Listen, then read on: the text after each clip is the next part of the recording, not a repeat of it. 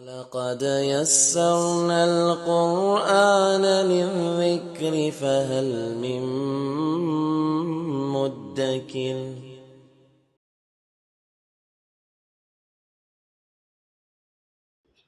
السلام علیکم ورحمۃ اللہ وبرکاتہ۔ نحمدہ ونصلی ونسلم علی رسولہ الکریم، اما بعد فاعوذ باللہ من الشیطان الرجیم، بسم اللہ الرحمن الرحیم۔ محترم ناظرین کرام، اللہ رب العزت کی حول و قوت سے ہم نے کل استعاذہ یعنی اعوذ باللہ من الشیطان الرجیم کے متعلق چند باتیں آپ حضرات کے سامنے بیان فرمایا تھا۔ آج ہم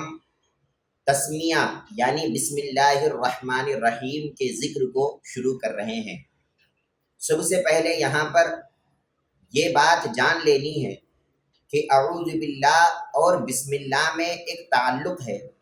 اور وہ تعلق یہ ہے کہ اعوذ باللہ من الشیطان الرجیم سے بندہ عقائد باطلہ اور برے اعمال سے پرہیز کرتا ہے، اور بسم اللہ الرحمن الرحیم پڑھ کر بندہ صحیح عقائد اور اعمال صالحہ کی طرف لوٹتا ہے۔ اور اسی طرح اعوذ باللہ من الشیطان الرجیم سے بندہ ما سوا اللہ یعنی اللہ کے سوا جتنے بھی لوگ ہیں اور جتنی بھی مخلوق اللہ کے علاوہ ہے، ان تمام سے بندہ اپنی علیحدگی اور اپنے الگ ہونے کا اقرار کرتا ہے،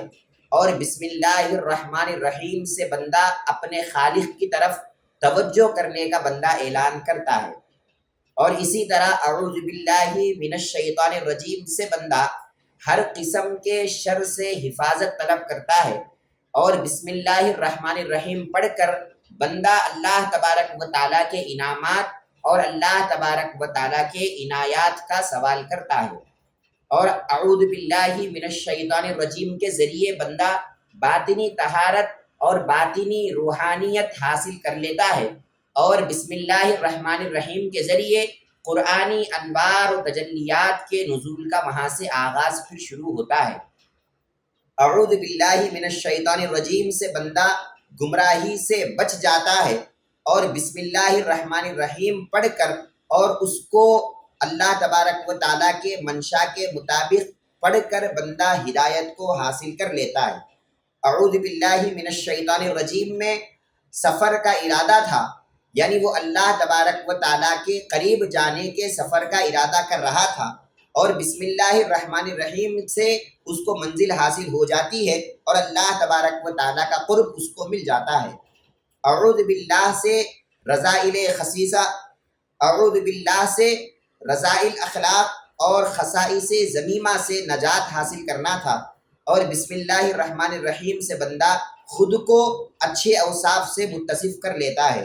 اعوذ باللہ من الشیطان الرجیم پڑھ کر بندہ خدا سے دور ہونے سے پناہ مانگتا تھا، یعنی خدا سے وہ دوری نہیں چاہتا تھا، بلکہ دور جو چیز کرنے والی ہے اس سے بھی بچنے کے لیے وہ بندہ دعا مانگتا تھا، اور بسم اللہ الرحمن الرحیم اس کو خدا کے قرب اور خدا کے وصال میں پہنچا دیتی ہے۔ اعوذ باللہ من الشیطان الرجیم سے بندہ اپنی عاجزی کا اعتراف کرتا تھا، یعنی اللہ تبارک و تعالیٰ کے سوا نہ اس کو کوئی بچانے والا ہے، نہ وہ خود شیطان کے وسوسوں سے اور شیطان کے حملوں سے بچ سکتا ہے۔ تو لہٰذا اعوذ باللہ کے ذریعے بندہ اپنی عاجزی کا اظہار کر رہا ہے اور اعتراف کر رہا ہے، اور بسم اللہ الرحمن الرحیم سے بندہ خدا کی قدرت کا اعتراف کرتا ہے۔ اعوذ باللہ من الشیطان الرجیم یعنی استعاذہ اس کو تمام بغض و عناد سے براءت کا اظہار کرتا ہے، یعنی اعوذ باللہ پڑھ کر بندہ تمام بغض سے، عناد سے، دشمنی سے، حسد سے، کینے سے، نفرتوں سے، یہ تمام گندگیوں سے بندہ براءت کا اظہار کرتا ہے، اور بسم اللہ الرحمن الرحیم پڑھ کر بندہ پیکر رحمت اور پیکر رفعت بن جانے کا بندہ جو ہے اقرار کرتا ہے۔ اعوذ باللہ من الشیطان الرجیم اس بات کا آغاز تھا کہ وہ بندہ نفس امارہ کے شعور سے واقف ہوا، اور نفس امارہ کی برائیوں کو وہ بندہ جانا اور اس کی برائیوں سے بچ رہا تھا، اور بسم اللہ الرحمن الرحیم جیسے ہی وہ بندہ پڑھا تو یہ بسم اللہ پڑھنا اس کا نفس لوامہ اور نفس ملہمہ کے شعور اور تحسین کا یہاں سے آغاز ہوتا ہے۔ اور اعوذ باللہ من الشیطان الرجیم کا ثمرہ یہ تھا کہ وہ بندہ نفس امارہ سے بچ کر نفس مطمئنہ پر فائز ہو جائے گا، اور بسم اللہ الرحمن الرحیم کا ثمرہ یہ ہے کہ وہ بندہ پھر نفس مطمئنہ سے آگے بڑھ کر نفس راضیہ، نفس مرضیہ یعنی نفس کاملہ پر وہ بندہ پہنچ جاتا ہے۔ تو اسی لیے پیارے آقا صلی اللہ علیہ وسلم نے ہر کام کو بسم اللہ سے شروع کرنے کا حکم دیا ہے۔ ارشاد فرمایا کہ کل امر ذی بال لم یبدأ بالبسملۃ فہو اقطع، او فی روایت فہو ابتر۔ پیارے آقا صلی اللہ علیہ وسلم نے ارشاد فرمایا کہ ہر وہ کام جو اللہ کے نام سے شروع نہیں کیا گیا، یعنی اس کام میں بسم اللہ نہیں پڑھا گیا، تو وہ کام اللہ تبارک و تعالیٰ نامکمل کر دیتا ہے، یعنی وہ کام کبھی مکمل نہیں ہوتا، اور جس طرح اس کا انجام ہونا چاہیے تھا اس طرح اس کا انجام نہیں ہوتا بسم اللہ الرحمن الرحیم کو نہیں پڑھنے کی وجہ سے۔ اور قرآن مجید میں بھی اللہ رب العزت نے بارہا اللہ تبارک و تعالیٰ کے نام کا ذکر کرنے کا حکم دیا ہے، اور ارشاد فرمایا کہ اے بندو، اگر تم کوئی ذبح کرو تو تب بھی اللہ کا نام لو، اور ایسے ہی ذبیحہ کو کھاؤ جس میں اللہ کا نام ذکر کیا گیا ہے۔ ارشاد فرمایا کہ فَكُلُوا مِمَّا ذُكِرَ اسْمُ اللَّهِ عَلَيْهِ، یعنی ایسا ذبیحہ کھاؤ جس کو ذبح کرتے وقت اللہ رب العزت کا نام لیا گیا ہو۔ اور ارشاد فرمایا وَلَا تَأْكُلُوا مِمَّا لَمْ يُذْكَرِ اسْمُ اللَّهِ فِيهِ، ارشاد فرمایا کہ ایسا ذبیحہ جس میں اللہ رب العزت کا نام نہیں لیا گیا ہے، ایسے ذبیحہ کو تم مت کھاؤ۔ یعنی اللہ تبارک و تعالیٰ بارہا اپنا نام لینے پر بندوں کو جو ہے ترغیب دلا رہا ہے، اور پرانے انبیاء کرام کا بھی یہ وتیرہ رہا ہے اور یہ طریقہ رہا ہے کہ وہ ہر کام کے شروع کرنے سے پہلے اللہ تبارک و تعالیٰ کا نام لیا کرتے، یعنی بسم اللہ الرحمن الرحیم کو پڑھا کرتے۔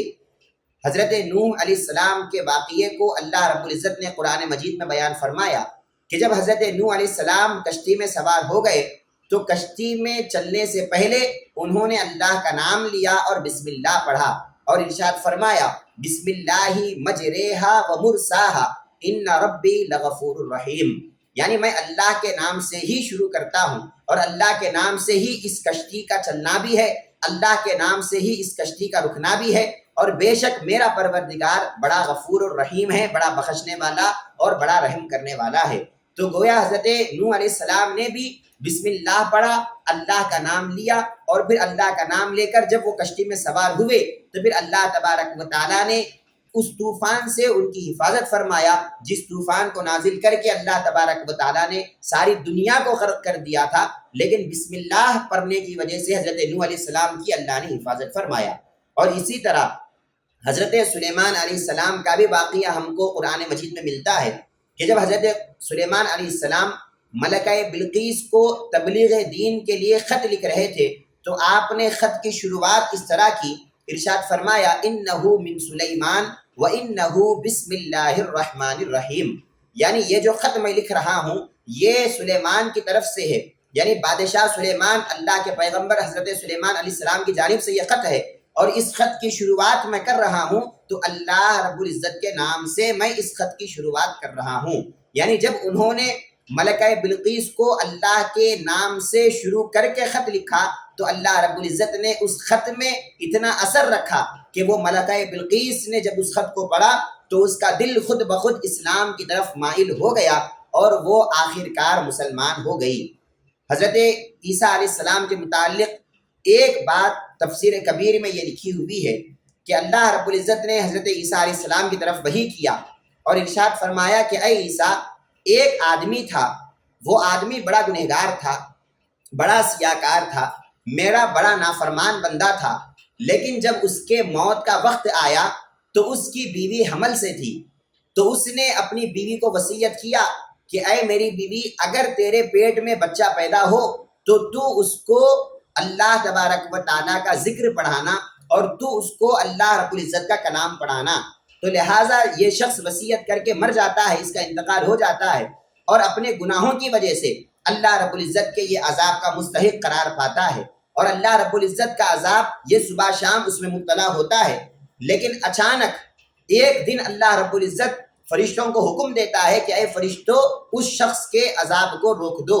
فرشتے عرض کرتے ہیں کہ اے اللہ، آخر کیا وجہ ہے یہ شخص تو بڑا گنہگار ہے، نافرمان ہے، تو ہم اس کے عذاب کو کیوں روکیں؟ تو اللہ رب العزت ارشاد فرماتے ہیں کہ اس کا جو بیٹا تھا جب یہ پیدا ہوا تو اس کی ماں نے اس کو پڑھنے کے لیے ایک مل صاحب کے پاس بھیجا، ایک استاد کے پاس بھیجا، اور وہ استاد نے اس کو بسم اللہ الرحمن الرحیم پڑھایا، اور وہ بچے نے اپنی زبان سے بسم اللہ الرحمن الرحیم کہا، یعنی اللہ رب العزت کو رحمان اور رحیم کہا۔ تو اللہ رب العزت فرماتا ہے کہ جب وہ بندہ مجھے رحمان اور رحیم کہہ رہا ہے اور مجھے رحم کرنے والا پروردگار کہہ رہا ہے، تو اس طرح کہتے ہوئے اس کے باپ کو عذاب دینے میں مجھے حیا آتی ہے۔ تو لہٰذا اللہ رب العزت حضرت عیسیٰ کی طرف وحی کر کے یہ واقعہ بتلاتا ہے اور کہتا ہے کہ اے عیسیٰ، بسم اللہ الرحمن الرحیم کو پڑھنے کی وجہ سے ہم نے اس کے باپ کو بخش دیا، اور اس بچے کے وجہ سے ہم نے اس کے باپ کی مغفرت فرما دیا۔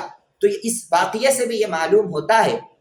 کہ جو شخص بسم اللہ الرحمن الرحیم پڑھتا رہتا ہے، اللہ رب العزت کی رحمتیں اور اللہ رب العزت کی مغفرتیں اس پر اترتی ہے، اور اللہ رب العزت کا عذاب اس سے ختم ہو جاتا ہے۔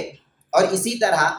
جب اللہ رب العزت نے سب سے پہلے اپنی وحی کو نازل کیا، غار حرا میں پیارے آقا صلی اللہ علیہ وسلم پر جب اللہ نے اپنی وحی کو نازل کیا اور حضرت جبرائیل علیہ السلام اللہ کے کلام کو لے کر نازل ہوتے ہیں، تو سب سے پہلی آیت یہی ہوتی ہے کہ ارشاد فرمایا اقرأ بسم ربک الذی خلق، کہ اے پیغمبر آپ پڑھیے، اے پیارے آقا آپ پڑھیے۔ کس کے نام سے پڑھیے؟ آپ اللہ تبارک و تعالیٰ کے نام سے پڑھیے، یعنی وہاں پر بھی اللہ کے نام سے پڑھنے کا حکم دیا گیا، یعنی بسم اللہ ہی کا مفہوم وہاں پر بھی بیان کیا گیا، یعنی تم جب پڑھنا شروع کرو تو پھر اللہ رب العزت کے نام سے پڑھا کرو، تاکہ اللہ رب العزت اس پڑھنے کا صحیح مفہوم اور صحیح معنی تمہارے دل پر کھولے اور تمہارے سینے میں اللہ تبارک و تعالیٰ انوار کی بارش فرما دے، اور بسم اللہ الرحمن الرحیم پڑھنے کی وجہ سے شیطان سے بچ کر تم اللہ رب العزت کی رحمتوں میں اور اللہ رب العزت کے قرب میں تم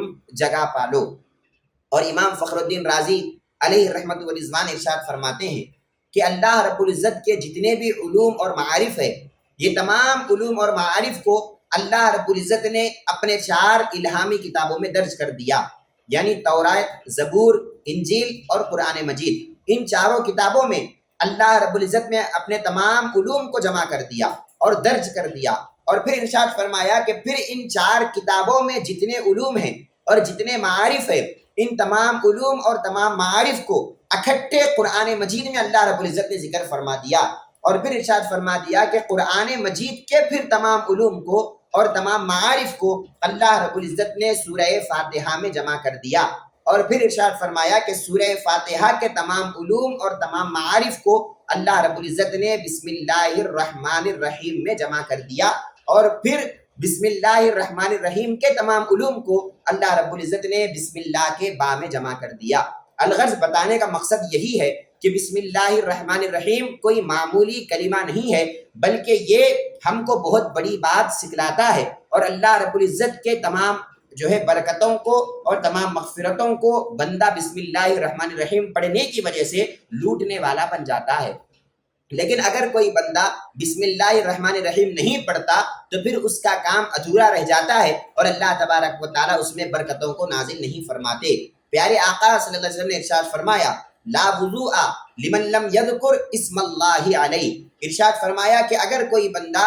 وضو بناتا ہے لیکن وضو بناتے وقت اللہ کا نام نہیں لیتا، بسم اللہ نہیں پڑھتا، تو پھر اللہ تبارک و تعالیٰ اس وضو کے ثمرات سے اس کو محروم کر دیتا ہے، یعنی اس کا وضو تو ہو جاتا ہے لیکن وضو کی جو برکتیں ملنا تھا اور اس وضو سے جو مغفرتیں اور جو رحمتیں اس کو حاصل ہونا تھا، اللہ رب العزت بسم اللہ الرحمن الرحیم کو نہیں پڑھنے کی وجہ سے اس کو ان تمام برکتوں سے محروم کر دیتا ہے۔ الغرض محترم حاضرین کرام، یہ بسم اللہ الرحمن الرحیم یہ اللہ رب العزت نے جب نازل فرمایا ہے تو اس میں اللہ نے کئی اسرار اور کئی رموز کو اللہ رب العزت نے رکھ دیا۔ اب اگر کوئی بندہ سچے دل سے اللہ کا نام لیتا ہے اور اللہ کو رحمان اور رحیم کہہ کر پکارتا ہے تو پھر اللہ رب العزت بھی ایسے بندے سے خوش ہو جاتا ہے اور اپنی تمام رحمتوں اور اپنی تمام رحمتیں اور برکتیں اس بندے پر اللہ تبارک و تعالیٰ نازل کرتا ہے۔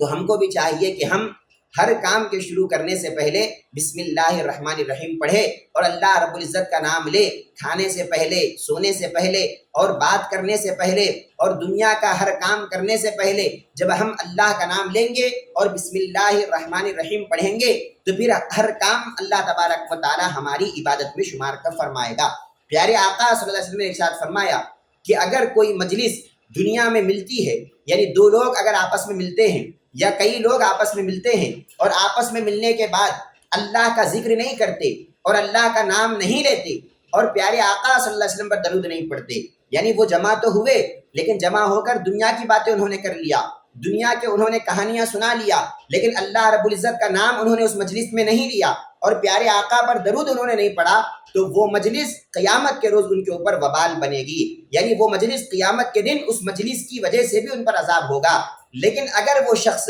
اگر وہ لوگ اس مجلس میں اگر اللہ کا نام لے لیں اور اللہ کا ذکر کر لیں تو اس مجلس میں جتنے گناہیں ہوں گے اللہ رب العزت اس نام کی برکت سے اور بسم اللہ پڑھنے کی وجہ سے ان تمام گناہوں کو اللہ معاف کر دیتا ہے اور بسم اللہ اس تمام مجلس کا کفارہ بن جاتا ہے۔ تو لہٰذا ہم کو بھی چاہیے کہ ہم ہر کام کرنے سے پہلے اللہ رب العزت کی پناہ پکڑے اور اللہ رب العزت کے نام سے ہر کام کو ہم شروع کریں تو اللہ کی تمام رحمتیں اور اللہ کی تمام برکتیں ہمارے اوپر بھی نازل ہوگی اور ہماری زندگیوں میں بھی اللہ رب العزت خیر و برکت کو عطا فرمائے گا۔ کل سے انشاءاللہ ہم بسم اللہ الرحمن الرحیم کی تفسیر کو شروع کریں گے۔ اللہ رب العزت ہم سب کو صحیح سمجھنے اور اس پر عمل کرنے کی توفیق عطا فرمائے۔ وما علینا الا البلاغ۔ السلام علیکم ورحمۃ اللہ وبرکاتہ۔